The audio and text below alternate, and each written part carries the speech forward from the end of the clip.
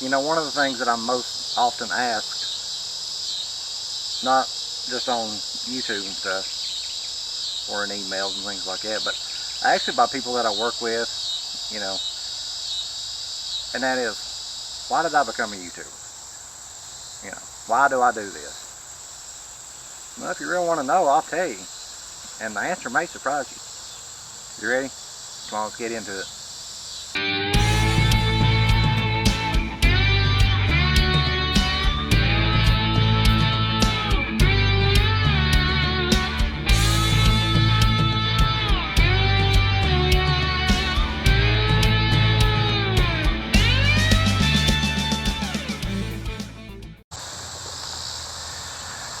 Come over here in front of my crushed F350, y'all remember, trying to get away from the air raid sirens that's in the trees, whatever them friggin' things are. Don't know what they are, but I got they're annoying. But why do I do this? Why did I become a YouTuber? First and foremost, let's get this one out of the way. It is not for the money. Not in any way, shape, or form is it for the money.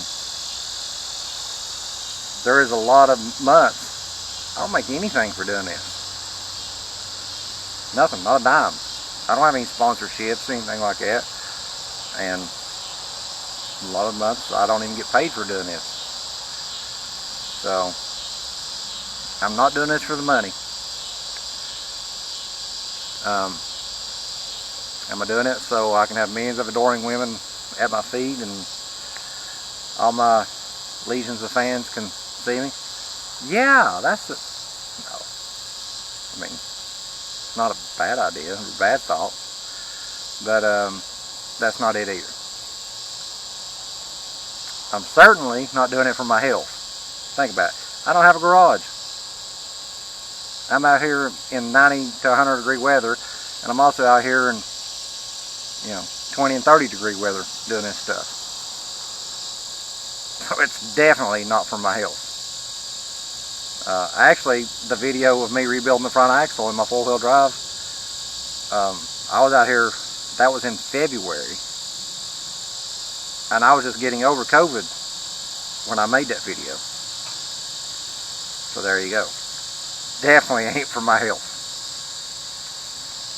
You know, as far as not having a garage, I'm not trying to get sidetracked here, but you know what? That doesn't mean anything. The number one tool that you have to have, more than anything, to be able to work on cars, tractors, stuff like that, is the desire to do good work. That's the number one tool. That's the number one thing you got to have. Because trust me, I have seen some of the worst work in the world come out of, you know, $100,000, $200,000, $300,000 shops. Horrible work done by high-dollar shops. And yet I've seen some of the best work in the world come out of backyards and driveways. And there's a whole lot more of us out there than there are other people with, you know, $500,000 shops. So keep that in mind. The number one thing is the desire to do good work. Yes, it makes it harder. I'm not arguing that fact.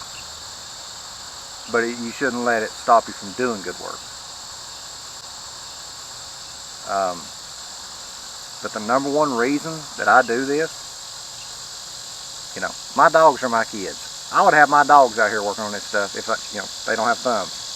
If they could, I would absolutely have them out here working with me. Mosquito.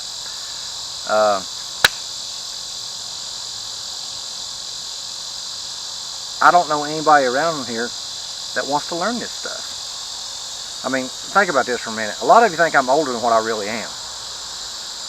Like, I showed you how to rebuild a 390 FE Ford engine, right? Guess what? The last 390 Ford FE engine was built before I was ever born. Okay? Literally, the last ones were built before I was ever even born. But I know how to rebuild them. Because I listened to a lot of older people growing up. I learned a lot of things growing up. I lived on a farm. You ever lived on a farm? Like a big farm? and there was no cable TV where I live. We could only get 2 channels, so I spent a lot of time reading books. Not just Nancy Drew or some crap like that. I used to read like how-to books. I have literally read the World Book Encyclopedia. For those of you that don't know what a World Book Encyclopedia is because you're too young, that was the paper version of Wikipedia now. You know, many, many volumes about this long. But I don't know anybody younger around here that wants to learn this stuff. You know, you can't plug a PlayStation controller into it. They don't have iTunes downloads on it. You know, I mean, they're not into it. But doing it for YouTube, it gets it to the people that do want to learn it. That's the biggest reason why I do it. And you know, I could be more entertaining. Yes, I know that on these videos. The thing is, I'm actually trying to teach you something, because there's a lot of these channels out here, they show you enough just to get you in trouble. They're showing you ways to make it run, but will it last long term? No. So I'm saying they show you just enough to get you in trouble. Well, guess what? What I'm showing you, like my trucks, this was my work truck. You know, I had to go get the plow. This was my work truck. There are no new model diesel Power Strokes. No, I don't have that. You see me driving, that is my vehicle. So guess what? If I show you wrong and you break down, guess what? I'm going to be broke down too, because I did the same exact thing. I don't show you anything to do to yours that I don't do to mine. There's no hidden secrets. I don't like people that do that, and I'm not that kind of person. What I show you is exactly what I do. So if you break down, maybe in different areas of the world, but guess what? I'm going to be broke down at the same time. Now, if you break down because you use cheap parts, that's on you.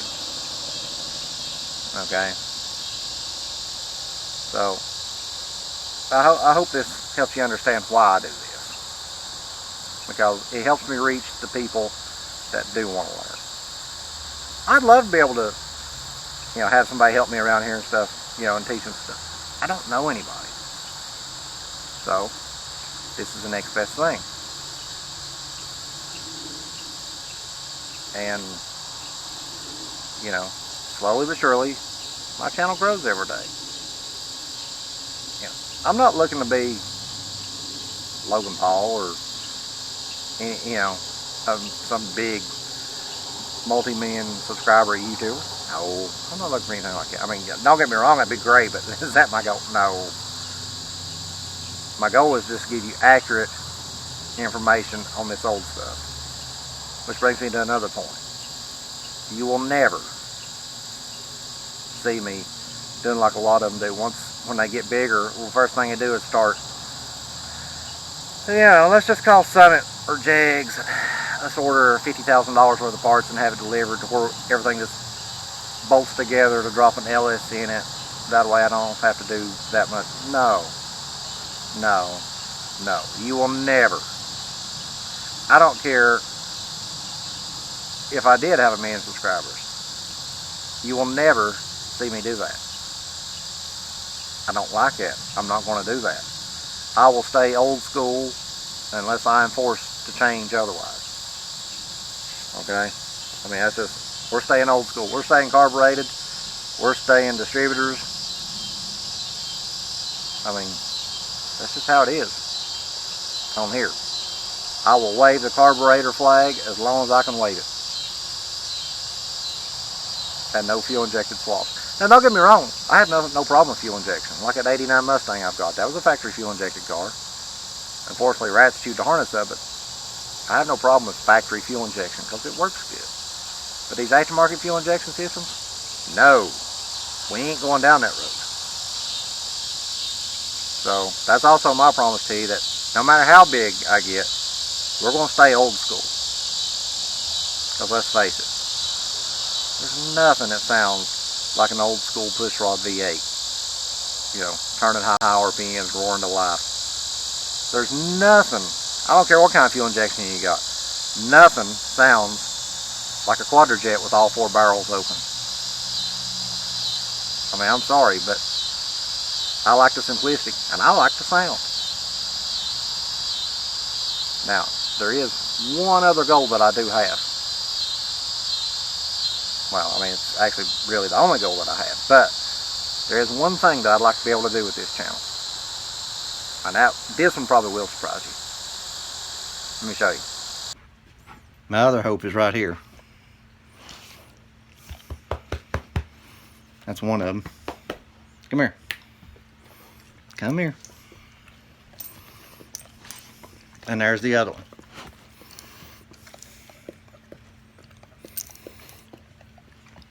My other hope is not necessarily for these two,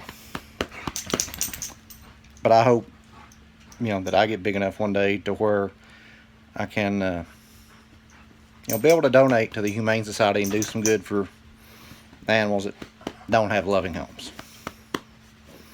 I'm kind of a softy when it comes to my animals and dogs and stuff, because, you know, I hate when they don't have a good loving home. You know, and I hope one day that I get big enough to where I can donate to them regularly, you know, where they can live comfortably till they at least find a good forever home. So now you know, that's my hope. Anything you want to say? No? Anything you want to say? No? Just keep scratching? Okay. Sure you don't say nothing? Good Lord, what a mouth. So I just want to say in closing, now you know why I do this. And for those of you that have been with me since day one, and, well, I mean, even if you just joined lately, but you hear and support me and stuff, from the bottom of my heart and the bottom of these pups' heart, we really, really, really do appreciate each and every one of you. So, be sure and hit the thumbs up, like, subscribe, and stay tuned. I'll be back with another one. See you.